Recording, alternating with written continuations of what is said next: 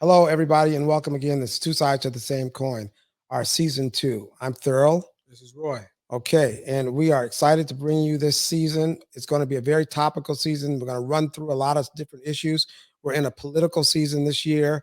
We're going to be talking a little bit more about that, and we're going to up the ante on this. But before we do that, we got to fall back all the way back home. Who are we talking to today? We're talking about Toy Hardy from originally from Minnesota, but all the way back home in LA where we're I from. don't know if she's originally from Minnesota. She's not. We're gonna find out. Okay, we got to find out where she's originally Yes, from. yes. But we're gonna be talking to her But shortly. she's nowhere near Minnesota right now. Yeah, nowhere near Minnesota. And we've got a lot of other guests that's ahead to come bring forth to the show. We're excited about it. Roy, what you've been doing? What have you been working on since we've been off the air? I've been working on a number of things. Of course, we're finalizing the book, Two Sides of the Same Coin. That's not so the book. excited it's a about different that. title than that. Come on, get that right. Working title right now. The Okay. Lost in the Fire, maybe another part of that title. So we're really excited about that. Yeah. Looking forward to bringing that to you. A little bit of our story, our backstory, our background, what brought us to where we are right now. At the same time, I'm working on a film. I'm looking forward to that. It's a whole. What's the name of the film, Roy? Killing Verses. Killing Verses. What is Killing Verses? It's about killing somebody. And so I'm excited about that. And it's going to be a scary film, internationally distributed. I'm excited to be working with a European group. Well, you got to give us a backdrop on Killing Verses. Well, we'll come to that. Background on that is it's a season two. We'll get a little bit more into it. Okay. But that's what I'm working on as well. But we also are working on some exciting stuff when it comes to our story in terms of music video, in terms of dance, a little bit of that background. Tell us a little bit more about that. Yeah, we just produced a video that just popped. We're just still in the editing stages of it right now with some young ladies that's bringing back an old fun time. And it's actually a chapter of the memoir, but it's called M and Finest Dancers. So we're going to be bringing all of them on the show and talking about that in the future. And the guest that we have on today used to be a little bit a part of that. We're going to be talking to her about but she done popped. She done popped all the way to LA. Blew up. Went to LA, went to Cali, blew up. So who are we introducing today? Toy Hardy. So without further ado, the entrepreneur, the strong Black woman. We're excited to bring her on, and let's welcome Toy Hardy. Hi, hey, guys. There she is. Hello, welcome. Good to see you guys coming from the west side. That's right. It was a beautiful, sunshiny day today. So is it? As always, I'm sure. We had a little bit of one of those days up here, Toy. It was all right today, but what's the weather like in Cali right now? it's in the 70s. It was started off a little gloomy, but it's so beautiful. I have a great view of the city, and it was the perfect day to like get out. And it's still kind of early here, so once I'm done with you guys, I'm gonna go find some posh spot to go and eat at and enjoy the LA nightlife. So I'm living out here for sure. Yeah, well, we love it. We miss it. It's a lot of fun. Well, let's get into Thurl and I had a little conversation in the lead up to you, and he had mentioned sort of half-heartedly from Minnesota. I said, oh, she's not originally from Minnesota. So let's start there. Toy, where are you originally from prior to coming to Minnesota and then subsequently going to LA? Well, where are you originally from? I don't know me. I'm Toy Hardy. I go by Toy Hardy CEO. I am a self-made entrepreneur, and I am actually from Detroit, Michigan. So that's where I'm from. I went to college in Minnesota, and that's where I met you guys. Oh, right. Okay. So you was in college. I remember that. University of Minnesota, right? Yes. Nice. Mm-hmm. Okay. Yeah. I went to MCTC first, and then I went to the University of Minnesota. And then once I finished up school, I moved out to the West Coast and lived back and forth from Vegas and LA, doing just getting my business running. So nice. Tell us a little bit about your business, Toy. What do you got going on?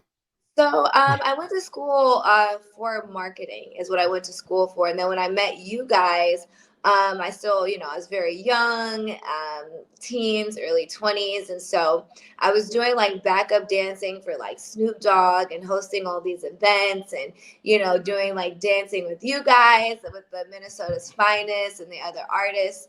And, just into fitness and stuff. So I was really on the scene and I was going to school for marketing and I got to um, help a lot of companies cross their marketing like threshold to advertising by introducing them to other celebrities and other people in the network and having like a really big college influence. So University of Minnesota, they put me with like Fortune 500 companies, Target, and all these different companies. So I just moved up really, really fast with what I was doing in entertainment and what I was doing in marketing. So once I finished school in 2015, I moved over to the West Coast and I started my marketing and production like company and agency where I was just booking people left and right, doing all the conventions, doing the Well, music videos, like everything in marketing back and hang forth. on, Toy. Well, Hang on. I just want to ask her a question. Yeah. Let's back up a little bit. I know you were in Minnesota. That's where we met, and you're an amazing dancer, and we were doing a lot of stuff back then, little reality stuff back then. Yeah. And then you were in LA. What drew you to LA? Why that not was go my back to question. Detroit? Why not go to Chicago? Why not go to New York? Why Why LA? LA? Why West Coast? Well, first and foremost, I was sick and tired of being sick and tired of the snow. That's number one. Okay, that's a So, start. no, I actually have family out in Vegas. I have my uncle, and a lot of their family. So one of my uncles, Sidney Green, who used to play for the Chicago Bulls.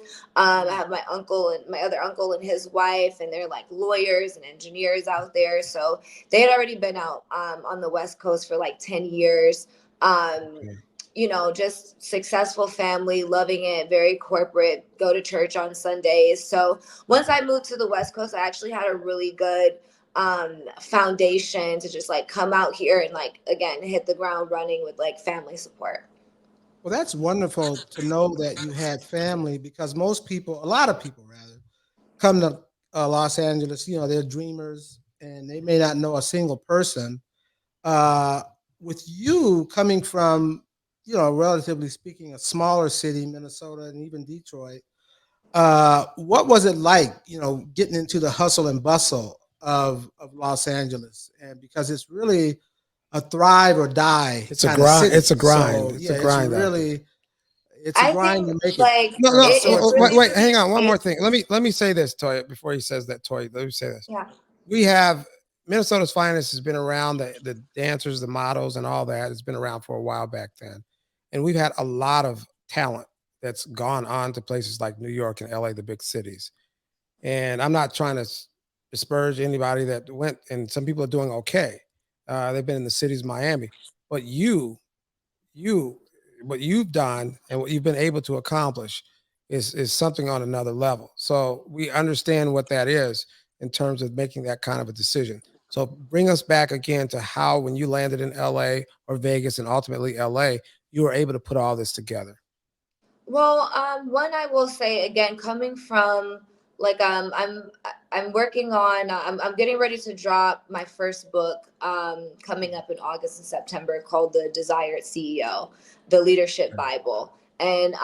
I've interviewed over 300 entrepreneurs and business owners, and we talk about their skill sets, and you're able to see what your skill sets are, and then you're able to align and see if you match those and how to get those. And then there are a lot of successful people that we know out here that are millionaires and things, and a lot of them might struggle with depression, or they might struggle with addiction, or they struggle with just all these different holes left in their heart. So after what it takes to be successful, and then the skills, and then the balancing your life with your spirituality. So where I came from in Detroit, I actually had a very, very hard life. My second book that I'm writing is called I Don't Want to Die.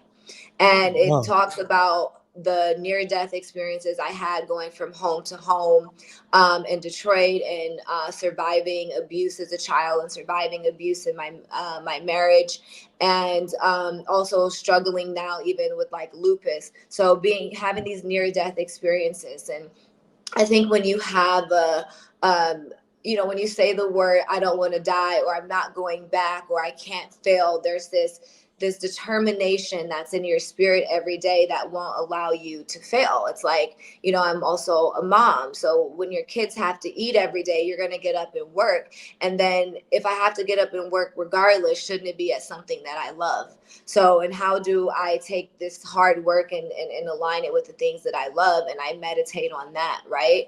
So, that was just the determination that I woke up with all the time, is like, I want what I want, and I'm going to have that, and nothing's going to stop me, because life was difficult already, but living in your car and being homeless is hard, but so is running a business with 50 employees that have excuses and don't have, you know, the drive, or, you know, the economy tanking or interest rates going up. All of it is very, very hard stuff. Learning about taxes that when you didn't know, and business, and protecting yourself legally. It's very hard. It's a battle. But if you're gonna, which hard are you gonna choose, right? So I just kept that mindset of, this is the hard that I'm gonna choose. And even when I did go out to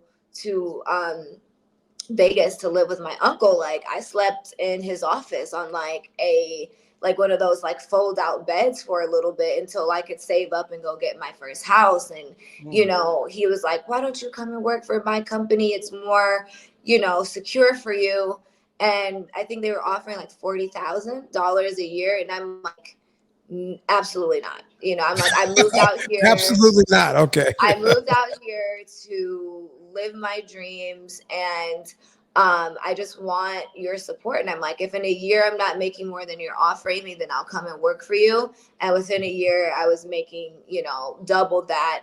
And within a couple years, you know, I had went from my first like 5 bedroom house to like another 5 bedroom house, but then a mansion, and then another mansion. And I was just like doubling my income and my impact. And I was just like, this is my dream, and no one's gonna live this for me. No one's gonna give this to me at all. So I just wouldn't take no for an answer.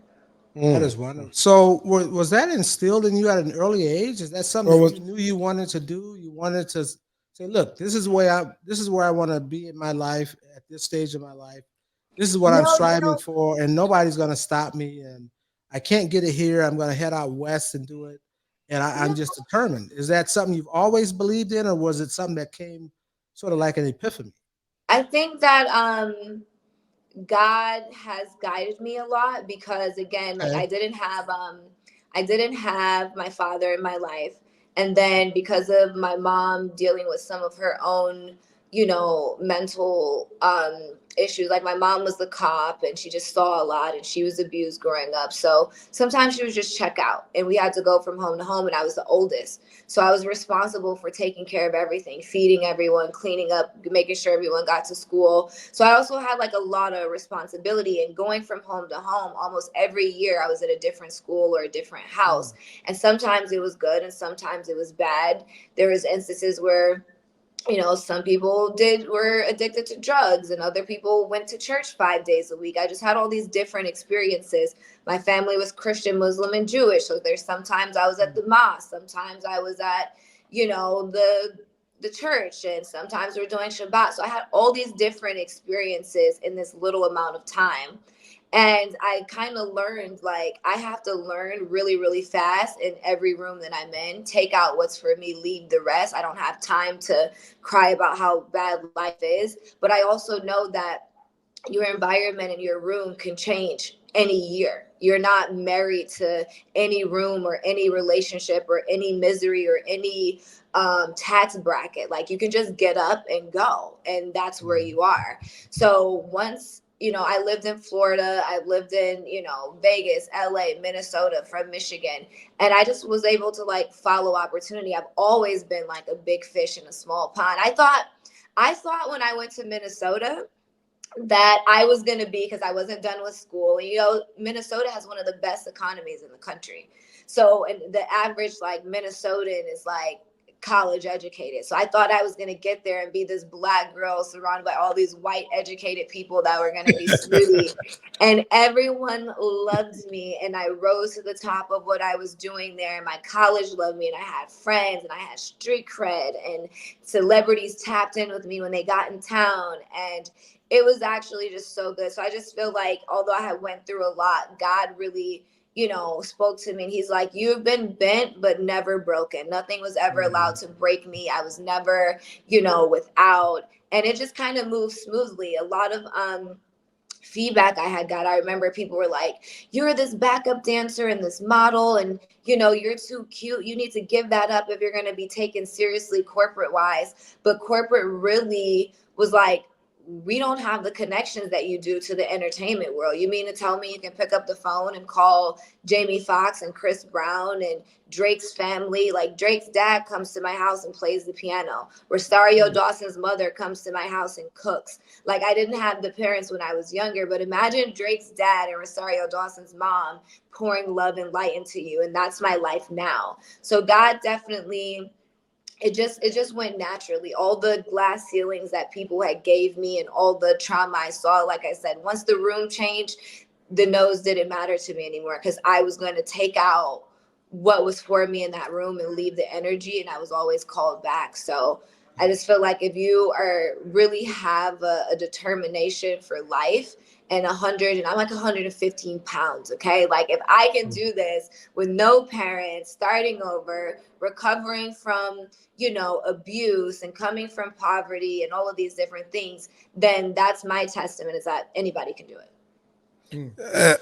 Go ahead, That's Roy. that's wonderful. Again, you've got an amazing story. It shows your drive, your ambition, and I guess given coming from your background and what you've overcome to get to where you are now, I want to talk a little bit about your charitable work, because I know a lot of what you do out in LA revolves around charity. You put on Yeah. great, magnificent, beautiful events. I got to get to one of these days.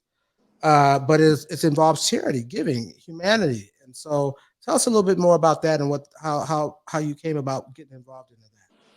Well, since I was 16 years old, like, I wanted to build schools. I had started college at 16, and one of the classes that we could do for a credit, it was called Mott Middle College, where you're in high school and college at the same time. And we could volunteer with our school for extra college credits. And I wanted to do this. And we went to nursing homes and orphanages and soup kitchens. And even though my life was very, very tough there, where we saw a lot of crime and just different things like that, I was able to see that there were people who had like harder, tougher lives than mine. And I knew that even though I didn't know how, I knew that education was my way out. I knew that I was going to be something. And it was just from the different experiences and education, and then just knowing that there was someone out there that cared. So that was always in my heart to do that. And so I've always, like, I've had 2 foster children since then, that I've kept temporarily. I've fostered animals. I always just wanted to be the change that I wanted to see. That was in my heart. A lot of the women that are in my family are pillars of the community. They first women at churches. They're, business owners. They're lawyers. They're all about just like, they're powerful women. And so that's kind of just in my blood. And so when I moved out here, and I was already doing these events. Again, I've worked with, I named some of the people, but Madonna and Elton John and all these Fortune 500 companies, and our mayor and our governor, and George Floyd's family, like having these, events with social impact, and just seeing how much showing up and being there impacts people and gives them another day to keep going. So that's just like in my heart anyway. And since I was doing all these events, I'm like, if people are gonna go to a nightclub and buy a $60 bottle of champagne, but spend $500 on it just to enjoy that experience, why don't we take a fraction of that and feed a child? the average American child is more likely to have a pet in the home than a father. Why don't I put together some events and find some volunteers of some really great men that, you know, we can look up to, that we're proud of, and really support that man and let him know how much he is worthy of being a leader and that his community's behind him, but also put him in front of children and make sure it's a safe, encouraging environment so that they can see that someone cares about them, even though there's not that person in the home that they're going back home to. So for me, it's just little things that, and you'd be surprised. You ask someone, hey, will you come and I've had so many actors say that they will come for free and teach my kids at my charity free acting classes for no charge. So just asking people, like, there's so many people that actually want to be the change, but a lot of people aren't requiring that of each other. And so I've been the one to kind of do that. Yeah, I'll put on an event for Valentine's Day or for Emmys or for Grammys or for BET, but we're going to do these parties anyway, hundreds and hundreds of parties over and over again every year, you know, not changing. So I wanted us to make a social impact.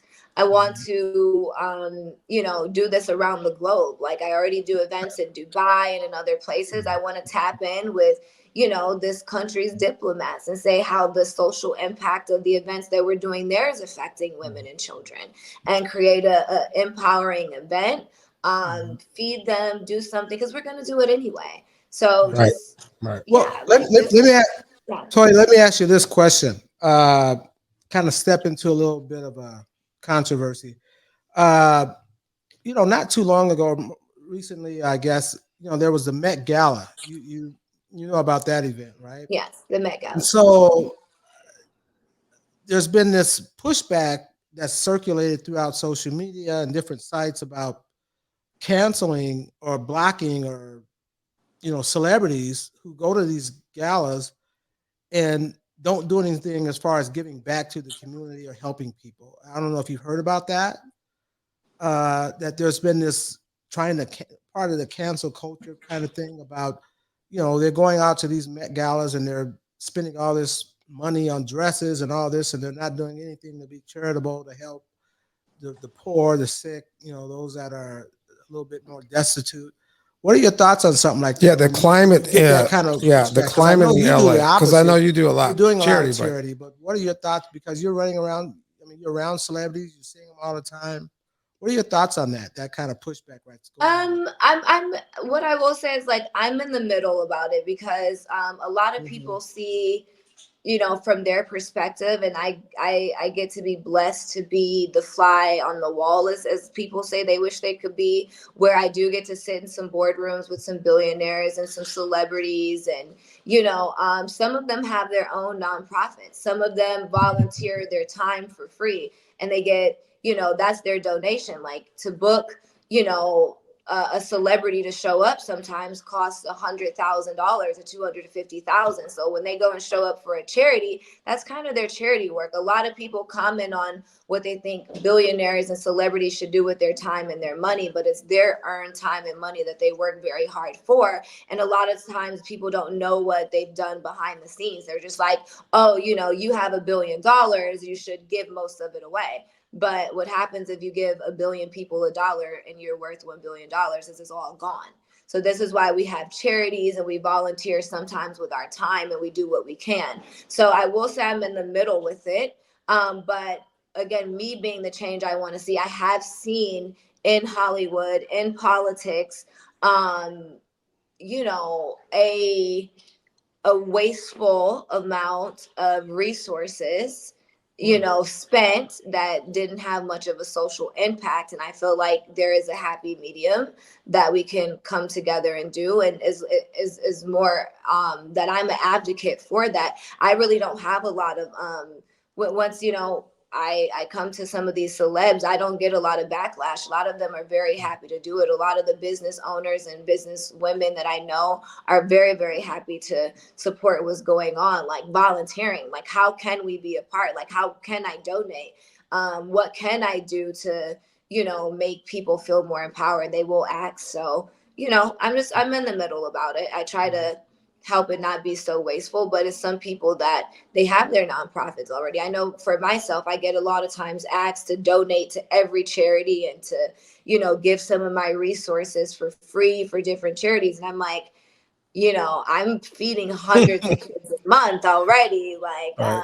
let me Right. see when I could fit your idea in. And so to some people, they'd be like, oh, she didn't support, this charity and da da da da. So, some people don't know what you're doing behind the scenes. So, Right.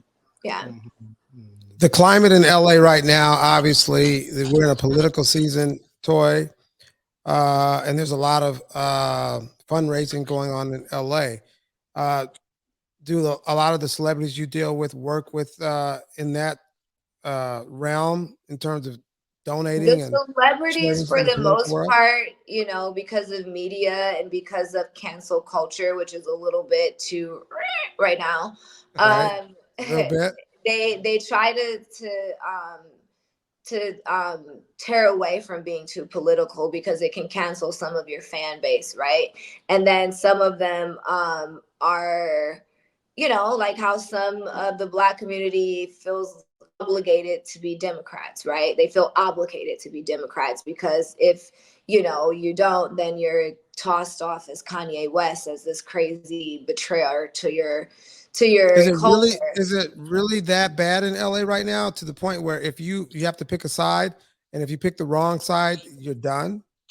I think that's for most people in Hollywood, if you like, again, you saw how when Kanye was supporting Trump, it was literally every day on the news, like how could he, Right. and then And even ultimately to be yeah, demonized for and then politics is a sticky situation anyway. Your parents always tell you don't talk about religion or politics if you want to keep your right. friends, right? Because it when people are extreme on any side, then it's not like one conversation is going to change someone's complete view. So just steering from it. And a lot of the successful people that I know actually are right in the middle anyway. They So you're identify as independence. so Tori, you're able to move regardless of what the political background when it comes to your foundation in terms of what you do.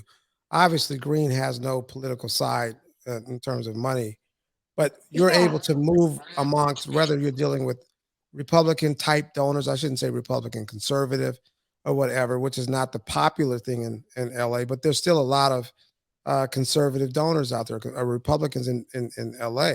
But you move amongst all of them. You don't pick a side necessarily. I think that's the smart thing to do is not really pick a side because what happens is, there's no one religion that's right. There's no one political party that's 100% right. So instead of fight over it, whatever brings you joy, I'm happy. But there's so many other levels that we do have in common that we can operate on. And a lot of times, everyone can agree that we want women and children safe and fed across the entire world. So it doesn't matter what your background is. If I have to do an event where it's just, a Jewish event, then that's what we're going to do. We focus on the kids' Jewish community center. It's just different things that we work in, but, we have enough in common for us not to fight. The average person doesn't want to spend their day fighting about it. That's just more the online trolls and media and cancel culture. So, most of the people, like I said, they donate to both sides. I actually myself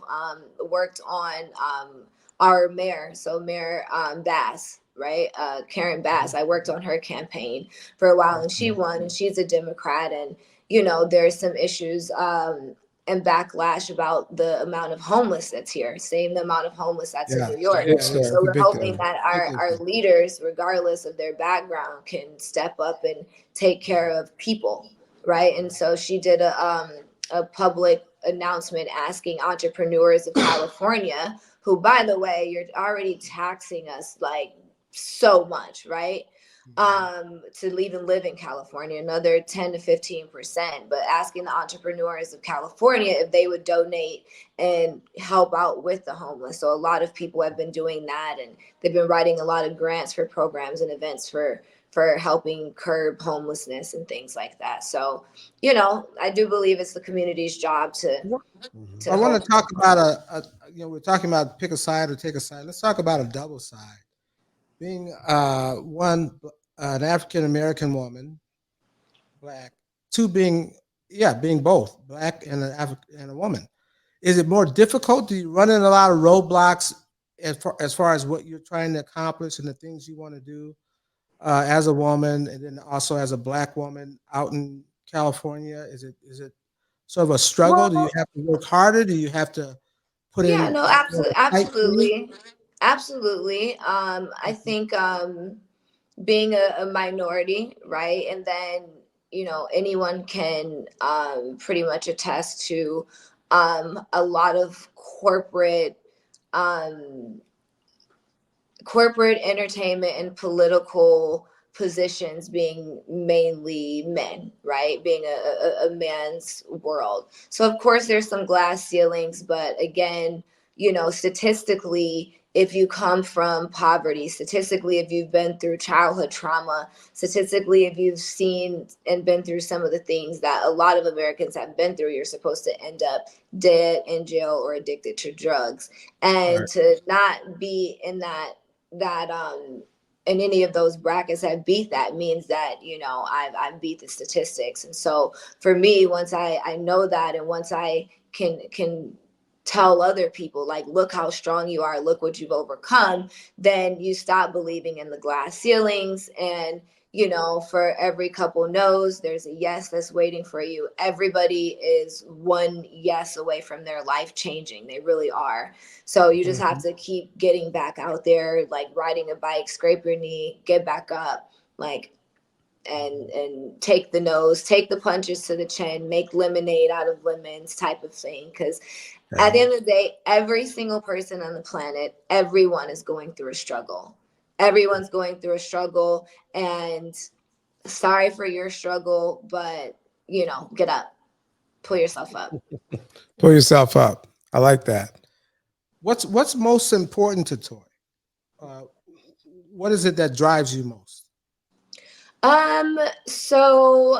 Me and my team, we're talking about Toy 2.0, right?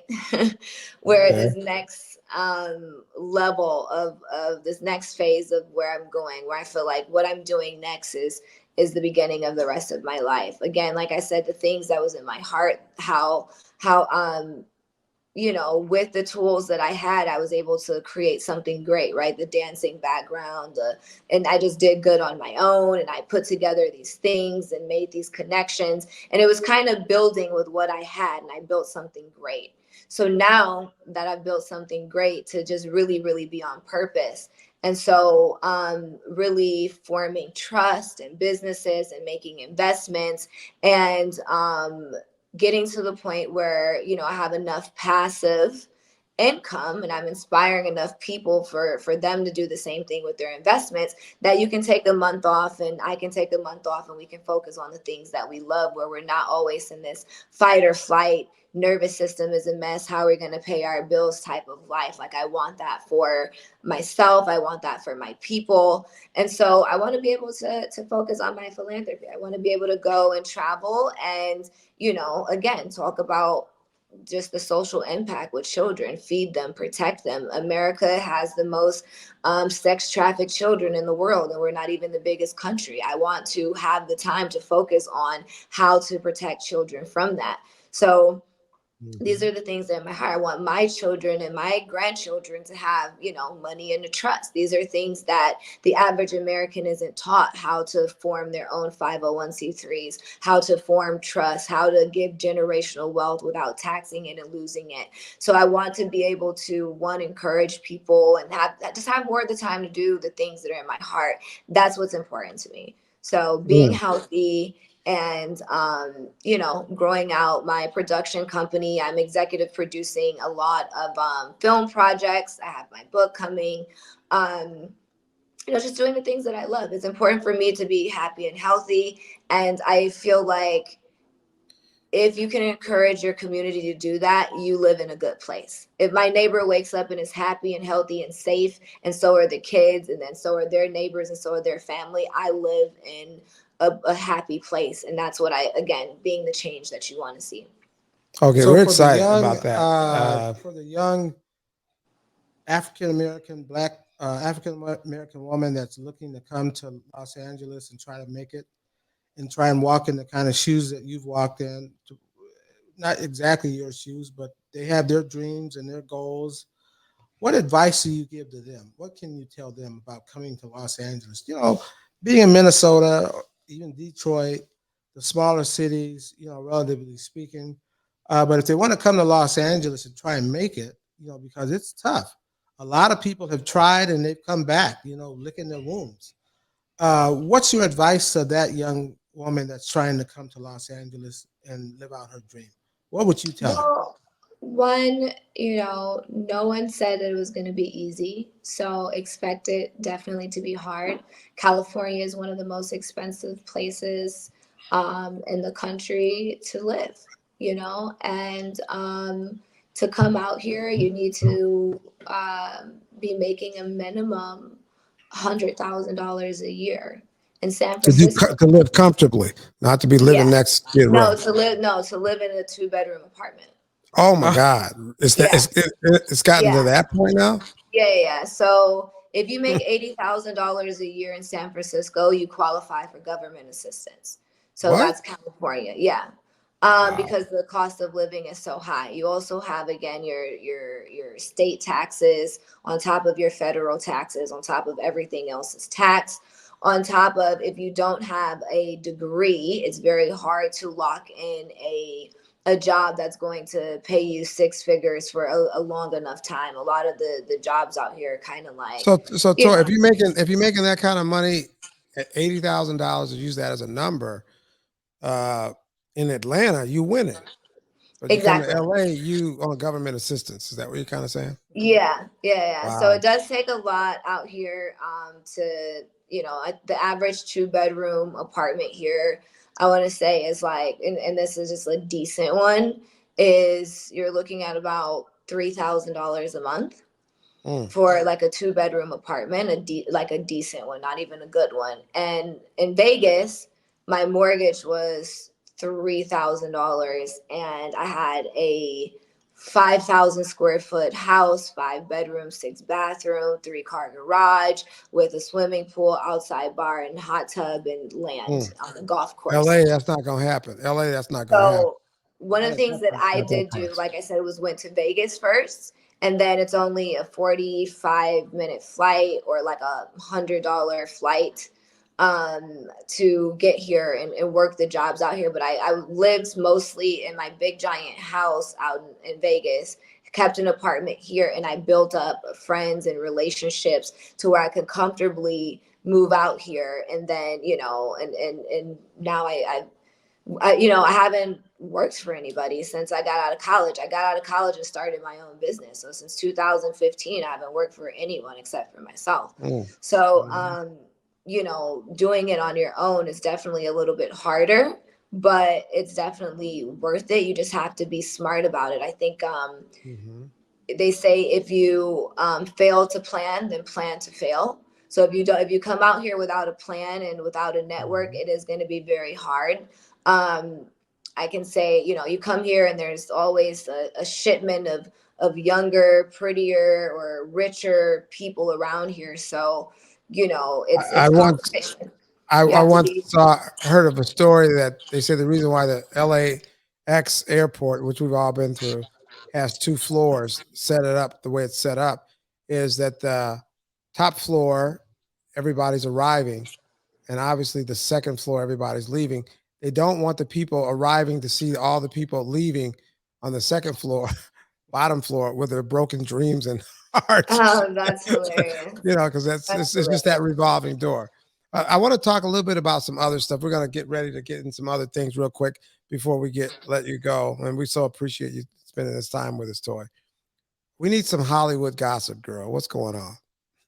Some Talk to us now. Hollywood Kendrick Lamar. You're out there in L.A. I do Well, Kendrick and Drake. I What's like I up there in said, L.A.? I mean, some other stuff that's I'm going really on good out there. friends with Dennis, who is Drake's dad. I Yeah. have so much love for him in my heart.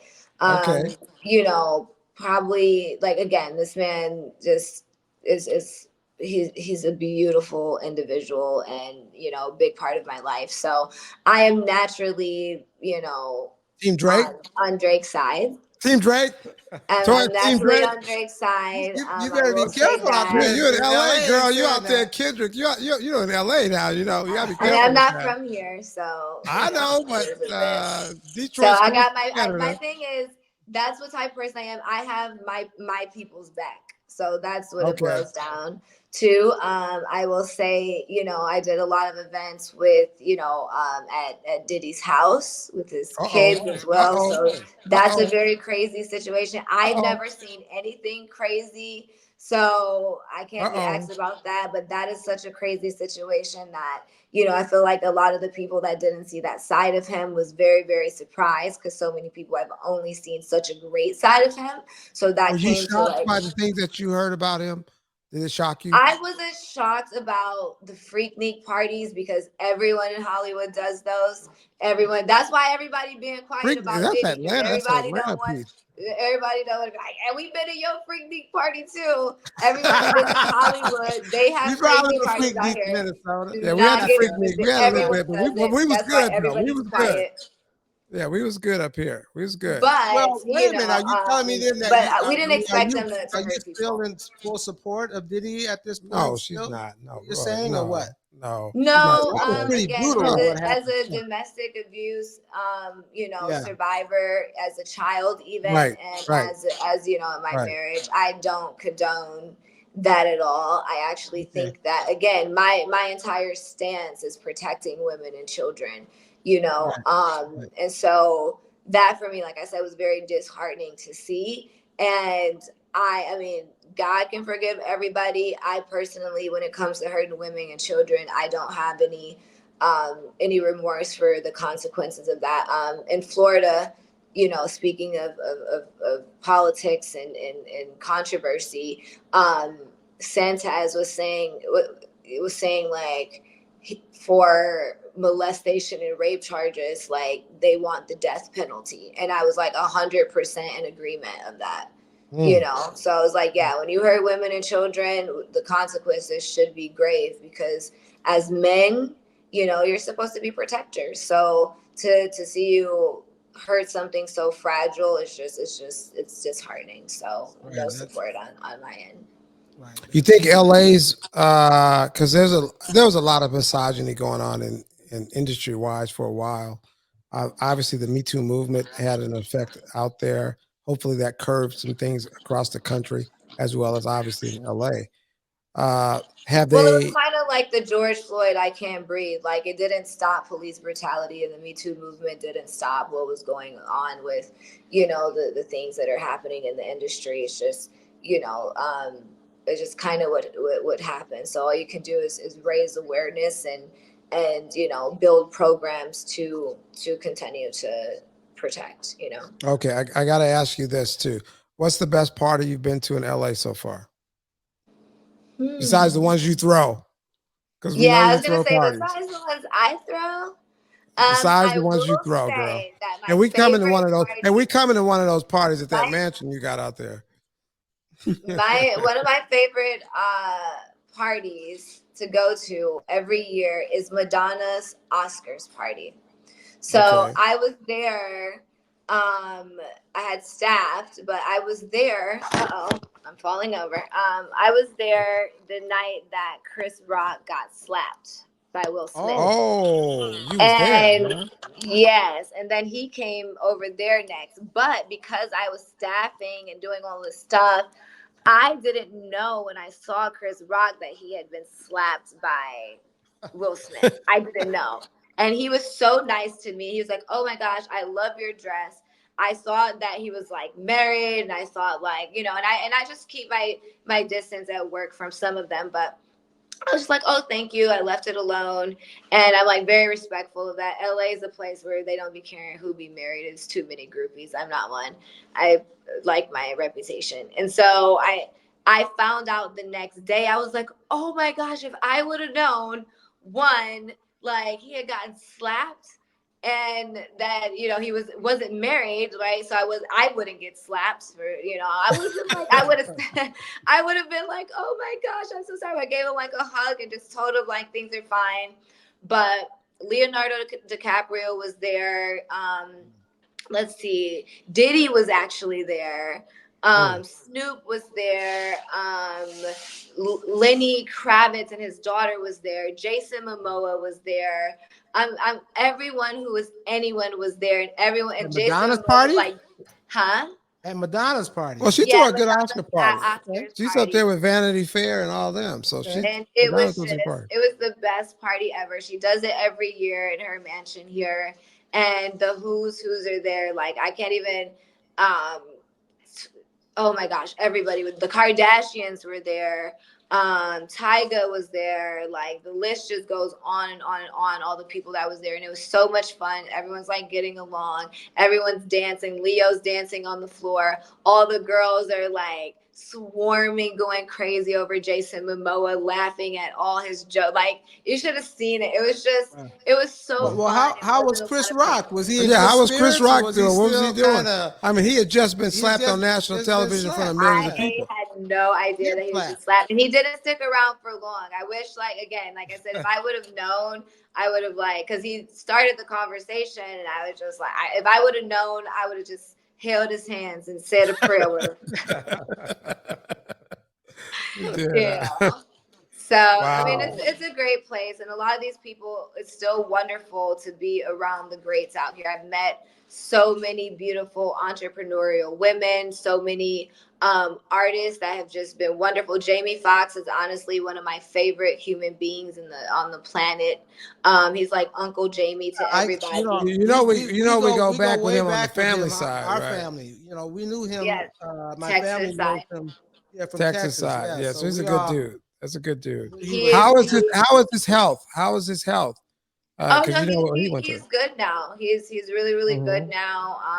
Still back to having some light little parties, nothing too heavy. Hollywood's kind of taking it slow on parties since Diddy was being crazy. So yeah, but he's just wonderful. Offers advice, gives so much to everybody. He's like one of my favorite people. Love his parties and his events. He's just a beautiful human being altogether. So it's so much more good out here. The weather every day being sunshiny makes you just want to get up and get right to work. And, it's beautiful. So many opportunities. So if you're here and you're like getting up to do it, it's amazing. But, even if you're from a place that doesn't have as many opportunities, if you have the right mindset, like I feel like if I can make it in Detroit where there's like this crime and this poverty, if I can make it in Minnesota where there was negative 16 degrees on a regular basis and it was like hurts your bones to go to school and class and work and all this stuff, if you can make it through crazy stuff, you can make it out here for sure. It all toughens you. Yeah, well, we've been enjoyed talking to you. Yeah, we've enjoyed talking to you. We got some stuff projects going on, and we're going to talk to you a little bit about that after this podcast. A lot of things that we're going to be working with, hopefully working with you. Let me give everyone my social media and then the charity that I want you guys to follow, and then to let you guys know about some upcoming events and kind of where to catch me and all of that stuff. So my Instagram is Toi Hardy CEO, TOIHARDY CEO. And the name of my charity is called the Yacht Club Children's Charity. And we provide meals, school supplies, and classes for at-risk kids. So if you even have a charity or, you teach fitness or you teach acting or swimming or public speaking or, want to be a charity that has kids that you want us to come in and bring them resources, then, reach out to us. We partner with a lot of people. Reach out to me there. That's what's in my heart.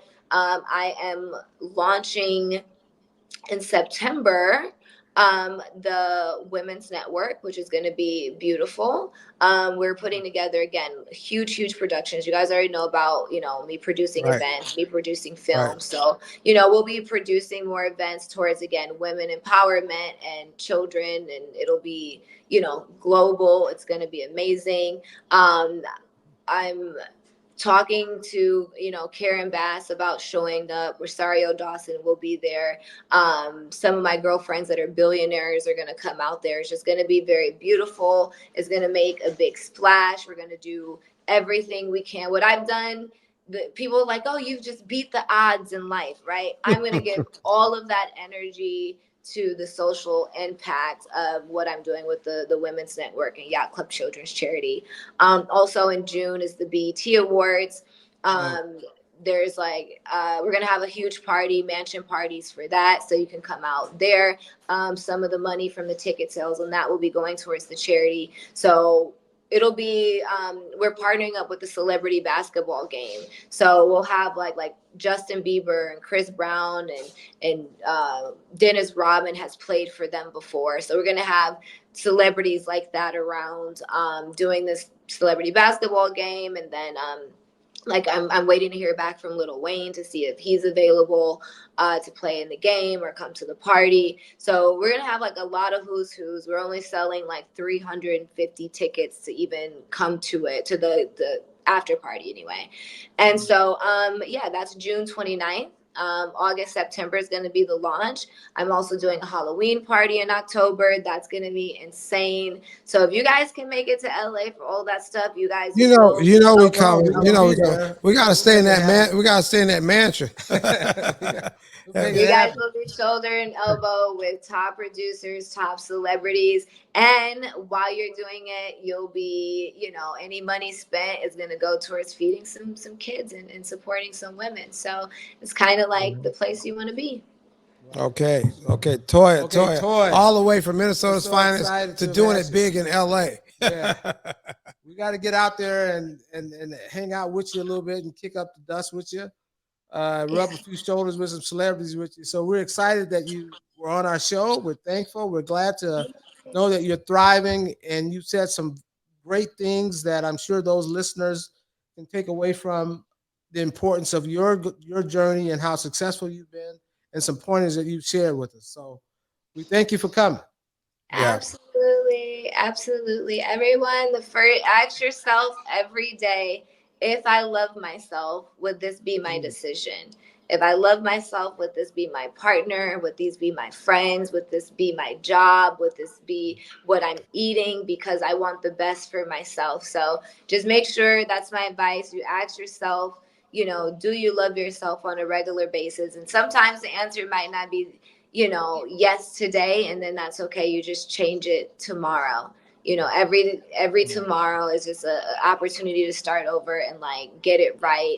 And day by day, honestly, is how you build anything, right? Rome wasn't built in a day.